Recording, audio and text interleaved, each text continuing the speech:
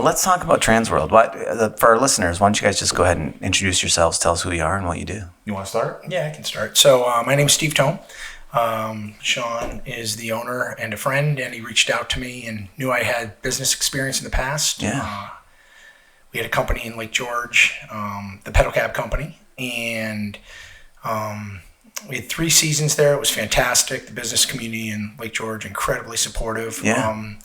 And just because of regulation, we ended up closing it down, and I had an asset sale. And so I didn't really understand how to sell a business. Mm-hmm. And so we just sort of sold everything and walked away. And just this winter, Shawn reached out to me and said, hey, you have this experience. What do you think about coming on board and helping people sell and educate people about exiting businesses? Mm-hmm. And I got super excited about it. And yeah, I joined Transworld, business advisor of Albany, and it's been amazing just working with people and companies and helping people who have had just these dreams of building these great brands, these great companies, and then trying to help them exit, because a lot of times they're working in their business, grinding, and then they're like, oh, I'll just sell this thing. And they don't have really a runway or understand how to do that. So I came on board really this spring, was down training in Palm Beach, July, and yeah, we met you at that chamber mixer. That was amazing. So yeah, that's my. We love the chamber. Oh, the chamber's been great. Yeah, incredible. And that's the Adirondack Chamber too. Everybody, Trisha and Amanda, and those guys are just amazing. So 100%. Big plug. Love big you guys. plug. I know. Yeah, I love you guys. And to the Albany County Regional Chamber too. A little shout out to you guys. Very supportive. So yeah, same thing. I have a long history in, I'd say, corporate world, doing big systems, big teams. Mm-hmm. Got a little tired of that, wanted to do something on my own, started buying real estate, ended up becoming a real estate agent, then a real estate broker, and dabbled with commercial real estate like that. And always through my corporate world, we were a big company, Fortune 100 company. We were the general contractor building large communication systems. To do that successfully, we had to interact and hire small entrepreneurial companies. And you could see how sensitive they were to economic shift. And the things that we were asking them to do we were demanding, and we had to keep them healthy. And we wanted them to be healthy. And it was a mutual ecosystem we were both feeding off of. I had a big respect for these small business owners because they helped us become successful, which made our customers successful. And it's all intertwined. Mm-hmm. And I had a big respect for that. And I did not like seeing, as now a real estate broker, watching small businesses who were smart enough to try to sell. The way they were doing it wasn't maximizing the potential. They were always putting real estate first. And that's not what entrepreneurs care about. Mm-hmm. The real estate is a tool, like our microphone here, right? That's just a tool that they need to house their equipment that they do their work in. So talking to people we all have in our lives that you don't really listen to, they're telling you what you should consider, but you're like, whatever, I don't need to hear it from you. Eventually it clicked with me. And I said, you're right, I should figure out where do businesses sell? And I'm not talking about mergers and acquisitions. Mm-hmm. We're not putting General Electric and Westinghouse together, right? We're taking mom and pop, Main Street companies, people that have put a lot of blood, sweat, and tears, and how about their own money that they put into this? And they need to get it back and continue to be competitive in the market. So it's a challenge. And we've found that a lot of DIYers are also, or these small business owners are DIYers. Mm-hmm. So we're trying to help them bridge the gap between having built something and then finding a way to monetize the value of that whole thing they've built, not just the service that they provide or the product that they provide. So in my search, I'm very nerdy. I get into research and my own type of analytics of how things work. I came across a bunch of companies that do business brokerage, and this one, Transworld, is like the 800-pound gorilla in this space, and they're there for a very good reason. They have been doing it for 43 years, which is longer than anyone. They have the most agents, and one of the common sites that people go to is BizBuySell, and the listings that Transworld has on BizBuySell, it's 50% of their entire market share. So we are a very large part of that global system of selling businesses. And they've got a system that's proven out over 43 years. Yeah. And I don't need to build that myself. Probably Steve and I could have put that together, but why? Right. If it's already there and you can afford to buy into it, it's a franchise. So we bought the Albany franchise. that was a decision we thought made the most sense. Yeah. Because they do all of the right things, right? We're going to sell small businesses and get them the most money in the shortest amount of time. Yeah. We're like looking at businesses under 5 million, and most businesses, I think it's 80% of the business are under $1 million. Oh yeah. And so these folks, and I was one of them, Shawn's one of them, you're, probably similar, is Yeah, for sure. you're working so hard on your business, and then you're like, okay, I want to exit. I'm ready to retire, be a grandparent, whatever it is. And kids don't want the business. How do I get out? Or how do I exit with dignity? And also the other piece, I'm located in the Adirondacks, and anytime a business sells in the Adirondacks, like I'm happy it's sold. I don't want it closed. Right. And so really one of our driving purpose is to make sure these businesses, which are the foundation of all these small communities, do not close. So how do we get someone, pair them with the right buyer, so that buyer can come in, again, hopefully grow the business, and the people, the original owners or founders, can exit. Well, and that's a huge problem right now, isn't it? Especially with the baby boomer community that is aging out and looking to sell their businesses, and they have no legacy program, they have no plan, their kids don't want it. That's what we want to help them do. Yeah, and I keep hearing about it like in the professional services space, whether it's law offices, accounting firms, like a lot of wealth management, manufacturing, where they're doctors, dentists. Yeah, it's wild, right? There's a silver tsunami coming, and there's going to be $11 trillion in small business that's going to transfer in the next 10 years. $11 trillion in 10 years. And that's or close. Which is terrible. So I feel like I just actually had a conversation with someone that was saying that they're like, yeah, I'm just going to close my business because there's no one to take over. No one wants to buy it. I'm like, are you sure no one wants to buy it? Well, they don't know, because if they're a big enough business and they're a smart enough owner operator, they've probably hired an accounting firm, and they probably have some legal advisors. And if they're really good and they're really smart, they might even have like wealth advisors. And if you're in that trio of people, you have professional advice. But this is not the common small business owner. Many of them don't have that. So they're at a real loss, and they need to know that there are companies out there that will help them sell their business.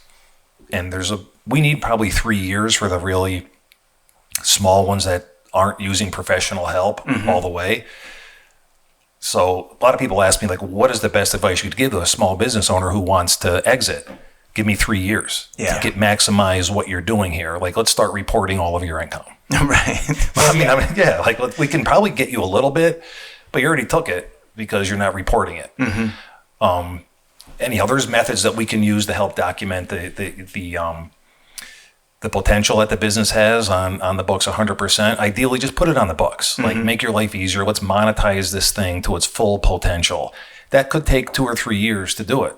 There's other things that small business owners could do to help them build their value. And they'll be run better, and it'll be easier for them to run it too, like just standard operating procedures. What's my onboarding process? Do we have an employee handbook? What is our vacation policy? Small businesses don't like to think about that stuff, but now with AI, hey, AA, write me an onboarding manual. It's so easy. But it's the time, right? Because they're grinding out, taking care of what they do instead of the business, like in the business versus on the business, that age-old thing. Yeah. And I think it's really, we just met with a client, he's a friend, and he's like, I want to sell his business, family business, second generation. His kids don't want to take it. And he said, well, how much time? I'm thinking, like, do you think you could sell this in 6 to 12 months? And I was like, no, we will sell it once we go through your books, but this is what you need to do. Keep being profitable. Let us work on the marketing. Let's get a broker opinion and value. Let's get a real value on the real estate and on the business, and make sure you have a runway here. But if you want to just sell it, it'll end up being a fire sale. So you have to give yourself some time. You need a runway to be able to get those things that Shawn's talking about. That's what I was going to ask was, do you find that, because I have to imagine, I've sold one business. How long did it take? Well, it was like a backroom deal where it was like I had someone that worked for me and I was going to get out, and they ended up taking it over, and they didn't have money. So like we did a deal where kind of what I did is I basically I kept all revenue for like 6 months. They did their job, ran the business, so I didn't have to have any like real activity, but could at least guide them through taking it over and doing things the way we did it. And then at the end of the 6 months, they took the business. It wasn't like a big bit. I think we did like maybe $300,000 in rev a year or something like that. But it was going to be a nice 6-figure income for them. Right. And it was just, I was off doing other things and I wanted completely out of that industry. And it worked out in that situation. But I'd imagine that's not the norm. I would imagine that if you have people looking to buy a business, they're not looking to become me, right? Like they're looking to buy a business that operates without their involvement as much as possible. They don't have to show up and make the widget or push the button. I think that's a great question, Mike. And there's all sorts of buyers, right? Yeah. So you might have that person. Okay. Or you may have, there could be people that are just serial entrepreneurs and they want to buy the business, but they want your staff to run the business. Yeah. They're going to, that's absolutely, but there are also folks who, they've always dreamed of having this type of a business, a hotel on Lake George, right. And so they want to be you. So, I want a campsite. That's my... A campground? I do, yeah. It's always been a dream. I'm never going to do it because I have a buddy that owns a campground and it sounds like a complete effing nightmare. But the idea... I have sounds like so much fun. I have a friend who has a campground and he's killing it. Oh, yeah? Oh, my gosh. I got a guy that is thinking of selling their campground. Oh, man. Mike, let's go. We got a buyer. Let me send you a seller profile or a buyer profile. Give us some information. Oh, my God. I'm such an optimist, So all I see is like, I get to hang out, drive firewood around, say hi to people. And my buddy, I'm like, I know that's part of it. That's probably the best part of it. But then there's all the other things. All the toilets backed up. Right. Where does all this go anyhow? Well, it's funny you say that too, because that was the business that I sold was a property management business. And at any given moment in time, we managed between like 70 and 100 units. Wow. And we did everything from renting, because I was a real estate broker, from renting and rent collection to eviction to property services like snow, lawn, construction, clean. We did everything, right? Yep. And it was, I had little kids. I think my 2 younger kids were like 3 and 5. Wow. And, small business owner. I'm working 80 hours a week and I got 2 small kids and I'm trying to be a dad and trying to spend time with them. The phone's always on. It literally, the phone was always on to where at one point in time I had, and to this day, I do not have any notifications on my phone because I would literally get like chest pain. My phone would be going off and I would have a physical response to that ding from a text message coming in.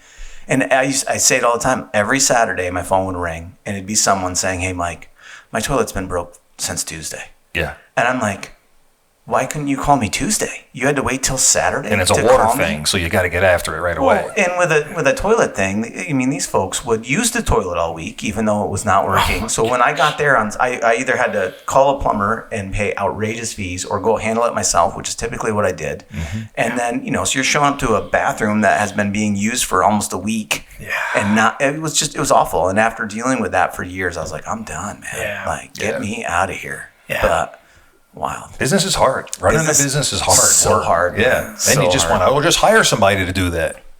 Okay. I hear that all the time. I'm talking to the wrong person because you don't get it yet. I had someone tell me, "Oh, you just need more managers." I was like, "Do you understand? Management is dead money. Okay? Like they are not a rev generator. They are not making the company more money. They are a liability that may make some efficiencies, but I'm just taking money out of my pocket so I don't have to deal with headaches at that point. We're just not at that point where I can afford to take money out of my pocket." Yeah. No, it's tough. And kind of going back to what we started talking about is the people that have been able to succeed at starting and running, and maybe it's even a profitable business, which by the way doesn't have to be, but if you are, you need to get paid for that. Yeah. 100%. Like you deserve it. You've worked harder than, we're in the capital of the state, so there are a lot of government workers here, and I respect that they made that decision and thank them for all the things that they've done to keep this state a great state. But the entrepreneur that's starting it from scratch, going through all that paperwork and then making it profitable at the end of everything, fighting through all that, it takes a certain kind of person. Yeah. And it's not easy. And there's very few businesses under $5 million that you're going to be able to manage remotely. Because that's one of the popular phone calls we get. "Oh, I got $100,000. I want to buy a business that can generate $50,000 a year and I don't have to do anything." Me too. I'm buying all those businesses. So I'm in the front of the line to find all those businesses. They're few and far between, man. Well, and you said earlier talking about why you bought the Transworld franchise as opposed to starting it yourself. I mean, when you're starting a business yourself, you've got to work. There's that tuition you got to pay, all those problems that you got to work through that you haven't discussed. And in the franchise side of things, that it really quickens that learning curve, right? Yeah, I mean, I brought in this little flyer. There's like whatever, half a dozen flyers in there that somebody created and thought through and debated what should be in it, what pictures to use, and what kind of paper to print it on, and printed it and sent it to me. And I paid for it. And then training. I mean, the training that they offer is unbelievable. And that with a network of people. Hey, I'm selling a quarry. And I mean, how do you put a price tag on a quarry? We don't really know exactly how much is left in there and the equipment. There's all this stuff. I was a part of a worldwide franchise Sandler training that does sales training. Yeah, they're not Sandler training. I think they're just Sandler now. But amazing organization. But one thing I learned, or one thing that I enjoyed the most about being a part of that franchise, was the fact that I could knowledge share with hundreds of people across the world and what's the value on that? Practice. Oh my God. Yeah, it's not just about the price either, right? To me, it's a value. So I bought a franchise and I got 20 times the value out of my investment in that franchise from that money. Yeah. 100%. And I'll do it 100 times. Yeah. Just call somebody up and ask them all the kind of weird questions. There's 5 of us in the office and some virtual support. So we don't know everything. Yeah. We're not going to pretend to know, but we kind of know what we don't know. Yeah. And what we know is who to call. The answers are out there. Right. Yeah. And we have a network of 1,000 agents and we're in 18 countries. So we have a ton of experience. Anyhow, it's an exciting company. It's an exciting industry to be in and messing around in. And I genuinely feel like we're actually helping people who deserve help the most. Yeah. They're working every day and they're building something that they're proud of and they have a passion about. Like, you don't start a marketing company because you don't like marketing. Right. You start it because you love it. There's something about it that gets you going. Well, I actually started because I didn't like the way marketing was being done. Yeah, even better. You got a different way. I was a business owner. I owned a few businesses, and I had to go to marketing companies, and I hated the way they functioned. So we laugh all the time that we're the anti-agency, because we do all the things that we hate about agencies. We do it differently. So we don't do what they do. And that was literally not because I had a love for marketing, but because I hated the way it was being done. And it was pissing me off so much, So then I'm a real estate agent, now broker, because I was building a portfolio and I couldn't find an agent I could work with. Yeah. And it's wild. I just do it myself. Yeah. So I'll get licensed, and so I get it, what you're saying. You just don't like the way it's being done, then do it the way you want. Yeah. And then it grew into a passion of being able to help, especially small business owners, to be able to give them, our mission is to give unwavering support to small business owners and entrepreneurs while they're on this journey of entrepreneurship, right? Like, they are counting on us to be able to do what we do to help them grow their business. And we take it super seriously. And that's what I'm very passionate about. I'm not so much passionate about marketing. I'm passionate about that mission, though. And they've given you their trust. Yeah, dude. And that's a fragile thing, and you've got to respect that, because it's an easy thing to lose. Yeah. And it's important. Yeah, and I think that's really key. We're really focused on confidentiality. Mm-hmm. So when somebody they don't want to next day come in and see a big sign out front, and and their customers like, "You're selling their best customers," so they or their P&L online somewhere, right? Like, why is that out there? Yeah. So we're very focused on confidentiality and really working with our sellers to make sure that we can connect the right buyer. Good deals, good people. That's really. So let's say I'm a mom and pop something, right? And I've been doing business for 20 years. I've got a great business. I'm still in it, still working in it, but I've got a great client base. I've got a solid brand that's recognized and trusted. What are some indicators that it's like a good time for me to sell? There's a number of things that drive owners' reason for selling. Mm-hmm. That's too big of a question, I think, because they all sell for different reasons. Most people need money to continue to live. So if they've saved enough money, or we feel that the value of their business is at such a state that when they get paid for the business that they could retire on that might be a reason to sell. Mm-hmm. It could be that they're just burned out. I don't know when in the conversation we talked about if we were on mic or off mic, but there's that situation that we run into where they're burned out of the business. It's a good business. It's making money. They've put some money away. They still like what they're doing, but they're just stressed out, right? So we look at that, and if there's multiple locations, if there's just too many locations for them to manage, or too many people, there's a way we can also work with them to grow that business through franchising. So it doesn't always mean they have to sell, or they should sell, or they want to sell. We're problem solvers, right? Mm-hmm. And if they tell us that they want to sell and we're looking at the business, it might be a win for them if they franchise that business. Keep that passion, run a flagship location, share that passion, be the creative side of it, and they could just turn that into a franchise, and we can help them do that. And there's a lot of other spin-offs in owning a franchise that are beneficial besides just, selling the upfront fee and the royalties and all those other things. And if that's not a match for them and they just need to get out, we can help them do that too. But I don't think there's a single answer to that question. There's That's not fair. like one reason that people sell. I'd just add to that though that again back to I can't remember if we were on mic or not, but like having that runway. So making sure that everybody should be thinking about an exit strategy. We do this in our own lives with estate planning. Hopefully people look at that and take it seriously. Wills, you should do that with your business. What's the 5-year? Where do you want to be? When are you looking to? So if, like you were just talking about this silver tsunami, okay, if someone's in their late 40s, early 50s, okay, this is a time to be thinking, all right, 3 to 5 years out. And that gives us a lot of runway to find the right buyer for the right price versus all of a sudden the situation that I was in where I'm like, okay, we got to sell the business and we're going to sell it. And just liquidating it, yeah. And we see those things happen all the time. And it's tragic. It's tragic for our local communities, our local business communities, and it's also tragic for the owners.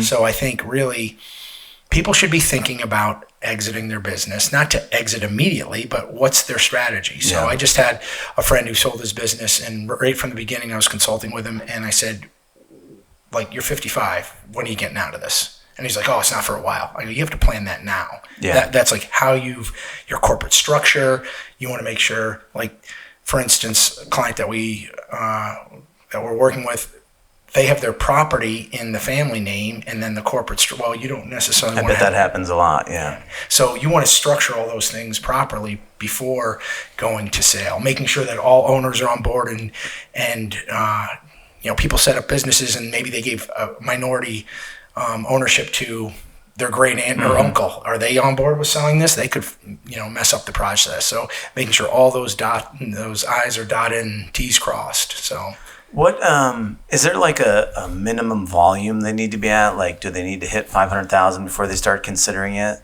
or They could be losing money, and we can help them sell it. which seems wild to me? We should talk. No. So yeah, right.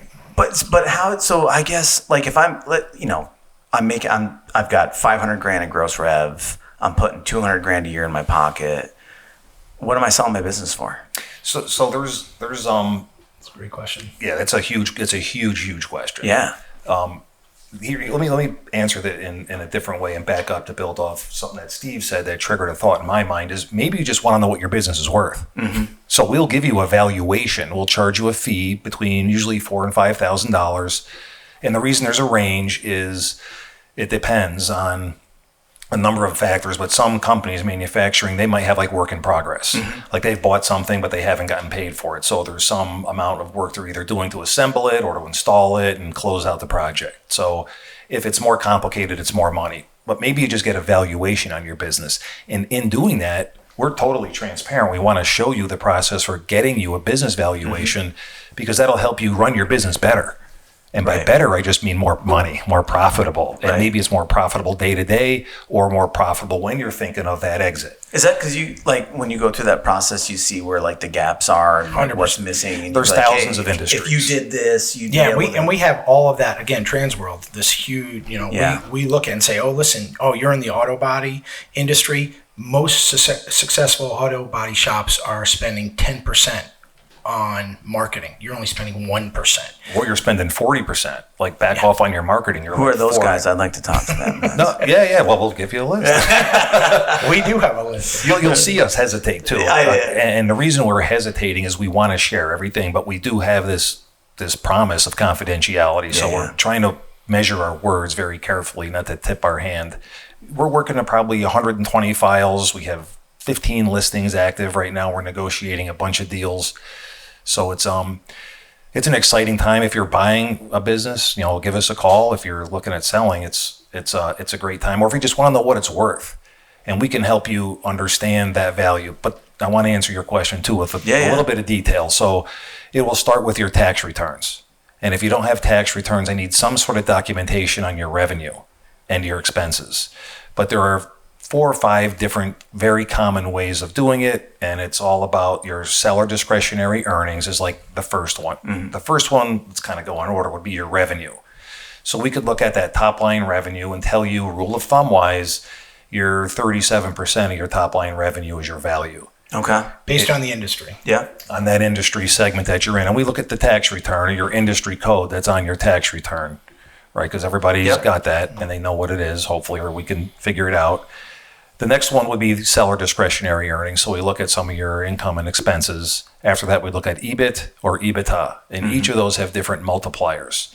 And there have been many situations where we come to a seller who thinks their business is valued based on a multiplier of their revenue. Yep. What they didn't realize is that multiplier is a fraction. So if you're making $1 million, maybe your multiplier rule of thumb is 0.37. Whereas if it were on SDE, it could be like a 4 or a 5, right? And they're different for EBITDA. Yeah, you hear those multipliers thrown around. Well, Like, people- 13%? 13x, yeah. And they'll like a 13x to the revenue. No. Sorry, you misunderstood. Yeah. You Googled it wrong. ChatGPT. Yeah, Gronk got this one wrong. Oh, man. So it's a pretty, in our view, it's a pretty fair investment if you've got a company that is part of your retirement plan to make a $4,000 or $5,000 investment to figure out what it's worth is not that big a deal. And this is a big report. It take us a full week and a half to put this together. And by the way, we're going to be asking the owner a ton of questions. Yeah. Like, why did your other deductions go from $40,000 a year to $70,000? Like, what changed in that year? They don't remember. Right. So now we start a documentation process. Okay, let's talk to the accountant that did it. Let's go back and dig up those receipts, like show us, because we're listing the business for sale, but we're also the skeptical buyer. Right. Because we want to prove to the buyer that this is the value. Yeah. So we do a lot of, I'm not going to call it forensic accounting because it's not, but we do a lot of Q&A with the seller to figure out, to understand what they've done. And it takes trust. That's why we have that confidentiality, because if they're running their taxes from their camp through their business, okay, but that $5,000 bill that you're putting through your business, so your business doesn't show that $5,000 of profitability, great job. You're not paying taxes on that $5,000, but that $5,000 on the bottom line to your SDE on a 4x multiplier, now all of a sudden that's $20,000 on the value of your business. Right. So it's not just bro science. It's not. It's No, not, this is It's not trust me, bro. It's just it's 2 million. No. It's we document everything, and there's this International Business Broker Association, the IBBA. These methods for doing valuations are not by Transworld. They're not by Steve and I. Certainly, the accountants don't make them up. There is a regulatory body that's totally legit, that's recognized by everybody that's doing this, and our job is really, we're an intermediary between a buyer and a seller. Right. So we need to prove that that value is there to a buyer, or that buyer is going to walk. And if they're getting a loan, which you want to probably use OPM, right? Other people's money. That's like some people like That's to do. the thing, yeah. It's a whole big thing out there. And if the seller doesn't feel confident because the buyer's coming in with no experience in the industry, they're not going to be willing to do owner financing. Yeah. So we want to be able to market that to a bank, and we'll take that product, that valuation that we did, and we'll bring it to a bank and say, here's what we got. What kind of buyer do we need to bring to the table? So we're pre-qualifying the business we're selling, whereas in residential, even commercial real estate, it's the building and the buyer that's being qualified, not the actual object. That's interesting. The business. Yeah, so it's a whole different thing. It's not something that should be done by people with no experience. It should be done by a professional, and you should be hiring those professionals to do it, even if it's just a simple or even more complex valuation. Like, what's this thing worth that we've built, and what can we do different? And we're not business consultants necessarily. We are going to show you what industry averages are. Yeah, and it's not certified. That's the other piece. Like, our valuation, right, is like, it's not. Some people go to CPAs. They'll probably pay. Or forensic accountants. Forensic, yeah. Shout out to Ferrara, Modio, and Zarecki out there. Let's go. We love those guys. Yeah. Absolutely, that's a great option. Those are. But hey, if you want to have a really good dive on what your business is worth, broker value is an incredible way to go. Yeah. For sure. It's a big deal. It's a whole thing. It's a very interesting. It's subject. fascinating to me, especially because I do like small business owners and entrepreneurs. They're my people, right? Yeah, And I So it's like I always want to I want to make sure I'm asking the right questions that's going to be useful to them, right? Like, so And so if I have a business that I want to get out of for whatever reason, You create another product, and you're tired of this one that inspired the new product. You want to focus on the new thing. you can look to sell it off, and Yep. you guys can help with that. Yeah, we do it so all it the could time. be something that's a couple $100,000, or it could be a couple $100 million, depending on $60,000, what it, right, whatever it is. That's it's There's no fascinating. industry limit. There's no income limit. Now, what we do have is if it's too big and too messy for us, we were contacted by a large retailer locally. They have a lot of locations, and just to collect the leases from all of those locations is a huge job, and it's not something we do. We don't charge an upfront fee 99% of the time. Right. So the M&A world, the mergers and acquisition folks, they get a retainer. Give me 60 grand and I'll start investigating this, and I'm going to, shop it to find some buyers, but I need some money up front. And that's not an uncommon figure, 50, 60, 100,000 in something that's worth 5, 10, maybe up to 30 million bucks. There's so many variables. It's hard to get pinned down on it. We would turn that over to either a local M&A person that we trust, and we're in a very tight relationship with the Teal Group. Okay. So we're working very closely with them. Kathy's amazing. Yeah, she's been super supportive of what we do in that mom and pop, Main Street market. And she's another person that we lean on too for information. And that's we would refer you to a person like Kathy in the Thiel Group.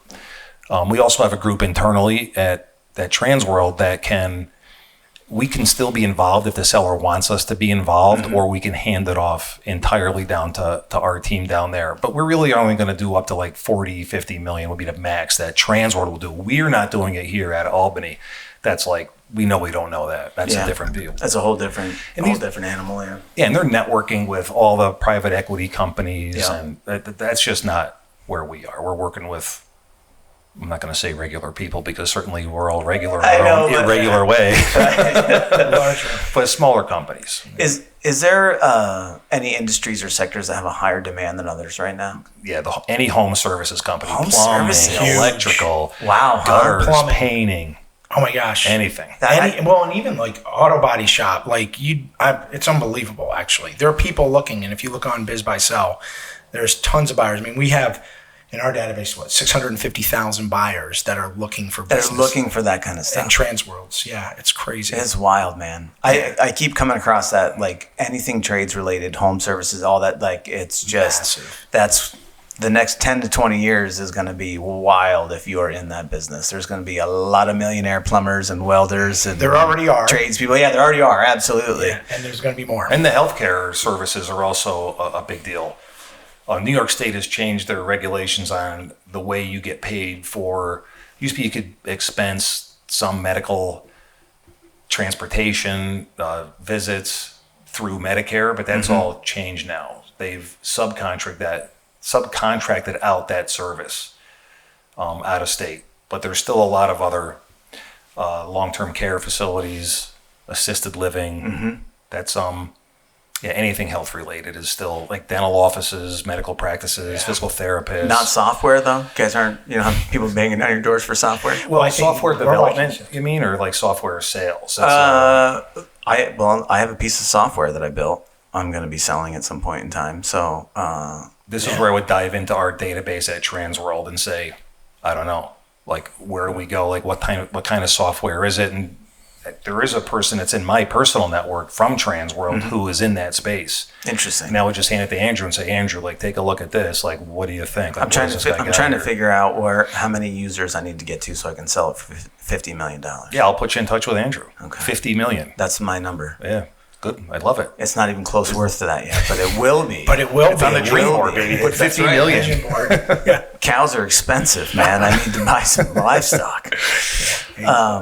Listen, I know we're getting short on time, but there's so many things I can ask you about the business Well, brokerage we'll come world. back. And, Whatever you need. This is like a living thing, and it changes too, right? yeah. I guess let's ask this question, and I got to ask you about Mount Rainier. I can't let you leave without at least right. getting an answer on that, because that also fascinates me. But if you're going to tell a small business owner they're doing anywhere from, I don't know, it doesn't matter, 500,000 to a couple million. If you're going to tell them one thing about getting their business ready to sell, what would it be? Other than call you guys. Call Your us. Yeah. Well, get your taxes in order. Like, do a genuinely good job of reporting your income. looking at what your expenses are, and just documenting everything. Because when you go to sell it, that buyer is probably going to be pretty sophisticated. Even if it's a $500,000, $200,000, or a $50,000 company, these buyers are going to spend a lot of their savings on it, and they're going to Google it, and they're going to talk to us, and they're going to want all these weird questions answered that you think are irrelevant. Anybody who's buying a pizzeria knows if I'm making $100,000 a year, I'm actually really making more. No, people don't know that. And they're not going to trust you. They don't know you.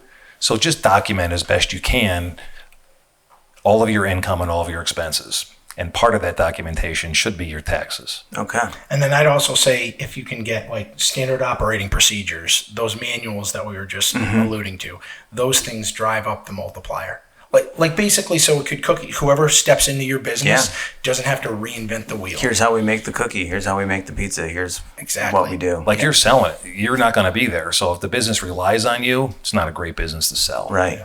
Right. Yeah, you have to be able to walk away, and whoever picks up the manual can run it and make money. Or be prepared to do a bunch of seller financing. Yeah, but I think, Shawn, when you say, I'd say most of it, like we really encourage our sellers to have some skin in the game. So, be prepared to hold a little bit of paper. It demonstrates commitment, belief in the business. And so, we really look to, like, we try to qualify everything with the SBA, but like just absolutely having some, right? I mean, be prepared for that. Even if it's 10%, 20%, something of that kind. Like if we can't get your valuation to where you want it based on documenting what you've done, that gap, you're going to finance it. You're going to finance it. Yeah. Okay. Which narrows your funnel down right to those different buyers. Because there's going to be some that want it and have the down payment, but you don't want to fund them because they don't know anything about cutting down trees. Right. Yeah. One other question before we talk about Rainier. Which is way more interesting. No, not at all. This is fascinating to me. But also, when he told me he was going to Mount Rainier with his boys to go climb, I'm like, I got to talk to him about that.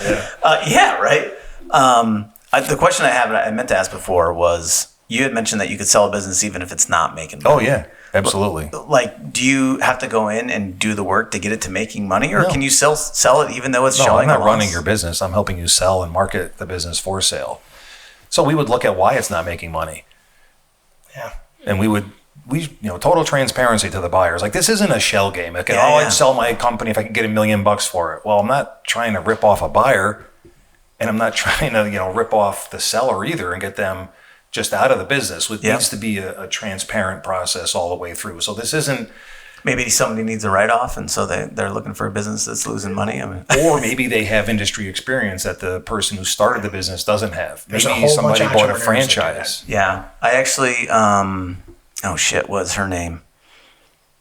There's a girl that's got, she's basically an internet influencer about buying businesses. Oh, yeah. And I can't remember what the hell her name is, but... I could almost guarantee you that they have never actually bought or sold a business. I don't know, but she often talks about buying businesses that are losing money. Undervalued. And that you can buy them cheap, and then you go in and you just got to fix what they're doing wrong, and then you're turning a profit on a business that was formerly... I have a friend in Houston that was just at this training, and that's what he did, 55 businesses. He looks to go in to buy undervalued businesses, and so if they're losing money, he's like, that's fine. He looks at it and says, I think I can flip this thing and make... in 3 to 5 years and help it make money. And he's done it with all sorts of things.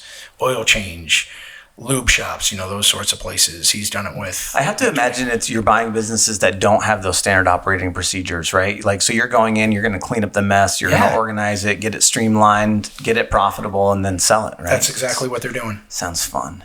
That is, yeah. It does, right? It sounds fun. We'll get you in our database. Yeah, I got no money. I own a newspaper.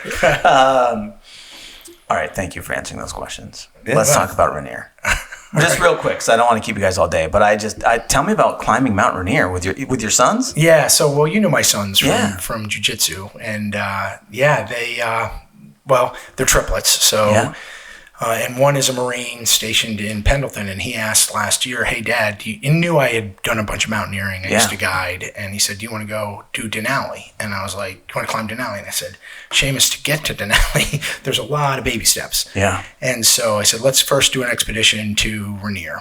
And so we had a week on Mount Rainier. And, as a father, this, it was like joyous for me. Oh my God, it sounds amazing. It was absolutely there was some suffering. There's always suffering involved in mountaineering, but Well, because it's still cold this time of year on Mount Rainier, right? oh yeah, it's cold. Well, like our day one was like 45 and rainy. We got soaked. Yeah. You know, we were like mildly hypothermic.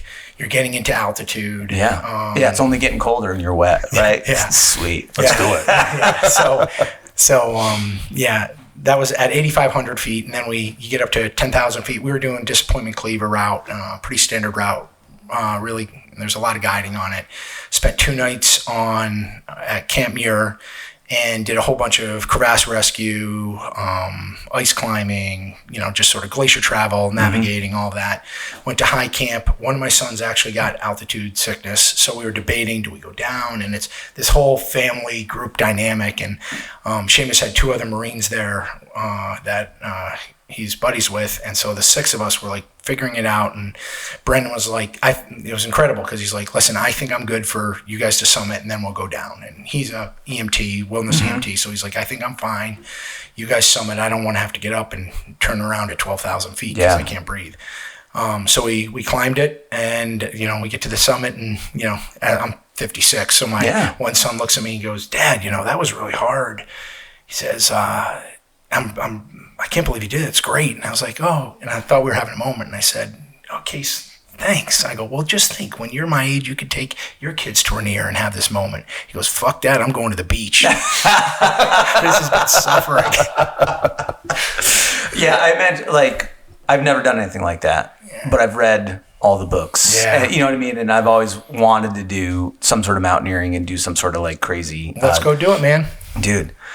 I mean, there's so much great mountaineering. Like the Adirondacks, like north face of, you can do the Trap Dyke, you can do what is it?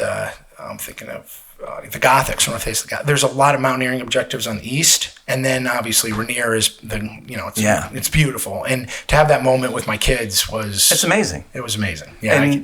But to be clear, outside of like reading Iger Dreams, I don't know anything about mountaineering, man. I've never done, other than just standard hiking, I've never done any sort of climbing like that. So it fascinates me. Oh, it's amazing. Yeah, I worked for Knowles National Outdoor Leadership School in Wyoming, and worked for Outward Bound, and did a lot of mountaineering prior to having children. Yeah. And so it was... was it like, as a father up there with your sons, were you like freaked out worrying about your kids that something was going to happen the whole time? Because I feel like I would be the worry wart. They'd be like, Suzanne probably did most of that. Yeah, right. Yeah. True.